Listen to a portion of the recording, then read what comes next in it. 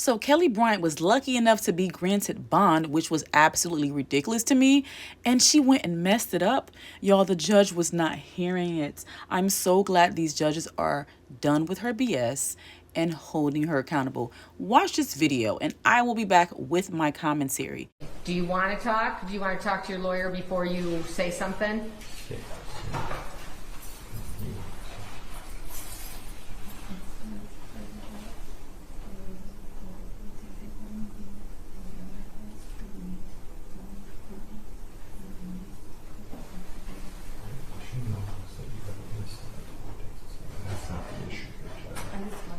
I mean, if you had missed court dates, you would be locked up. I guess. Yeah. Your Honor, I mean, she just wants me to reiterate that she had up. I can speak. Go ahead. I just want to express that this wasn't a delay tactic or anything like that. Like, I went because I had something going on mentally. I wasn't unaware that they were going to keep me because I had went before and they did not keep me. They allowed me to go home.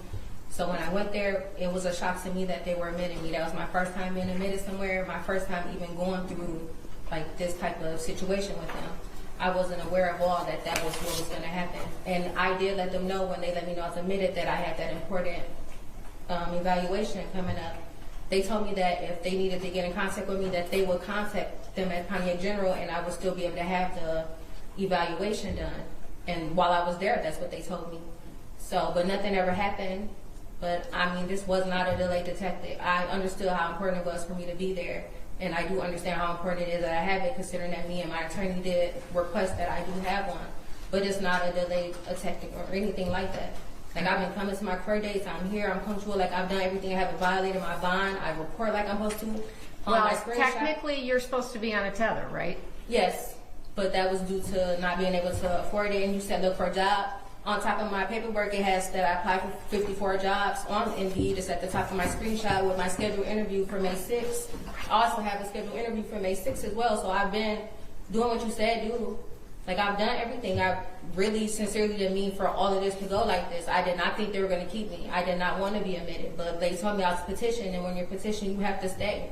But you acknowledge you voluntarily went to Crime and Ground. No, my CNS worker, they felt like I needed to go. I need to go and be evaluated. And you voluntarily did that? Oh, yes, I did go. But I felt I did need to be seen. Considering what I was going through, I did need to be seen. I am respectfully revoking bond. You voluntarily tendered yourself 3 days prior to the competency evaluation that you requested, 3 days before the trial that you are entitled to, I'm not and the allowed people to are seek entitled mental to. health.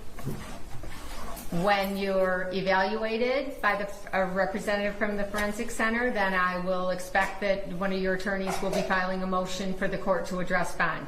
And we'll address tether, and we'll address employment again. I won't have any issues with making my next away. I found a job. Please do not put me back in custody. I've really done everything Ms. I'm supposed to do, Ms. Bond is Bryant. revoked for your failure to appear for your competency evaluation that you knew about.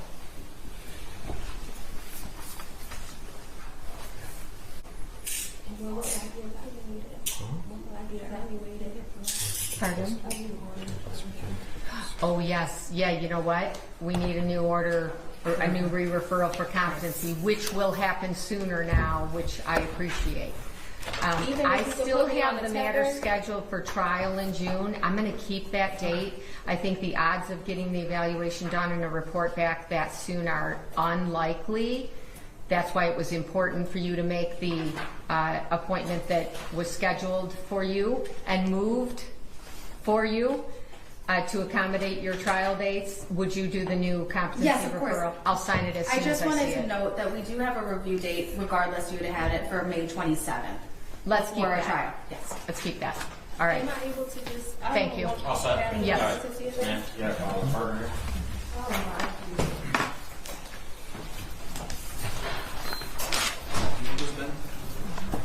Yeah, Thank you. Court is in recess, all rise. So again, I am so glad the judge revoked her bond because it should have never been issued in the first place. She has been free for months now. Her children were not free for years. They were stuck in their house. It was basically prison. She wasn't feeding them properly. She didn't care for them. They weren't getting any hygiene products, any cleaning products, any love, any nourishment, any education. They were suffering for years. But she wanted the judge to hear her shoulda, coulda, wouldas. Oh, I've been doing this. I'm doing that. I'm trying to. Da, da, da, da. Girl, you had time to get back on track. You had all the resources available to you, okay? She knows what she was doing, but she doesn't care about her children enough. She doesn't value her own freedom. You know how many people wish they could be on bond right now, and you had the opportunity, which you didn't deserve, and you wasted it away? You couldn't find a basic job. She didn't even go for her competency test. She didn't even go for her mental health evaluation that she needed to see if she can stand trial. She can definitely stand trial. She definitely has mental health issues, but she's able to stand trial. And her attorney, I don't think he advised her properly, because if that was my client, I'd have been like, girl, don't talk, because you're just going to mess it up. And she dug herself a hole. I think if they didn't allow her to talk, she probably would have had a chance. But you know what? She dug her own hole, and she had to bury herself. I don't feel any sympathy for her because of the way she treated her children. It wasn't like a short-term thing that she was going through. It was long-term that she allowed her children to live in filth. She didn't care for them.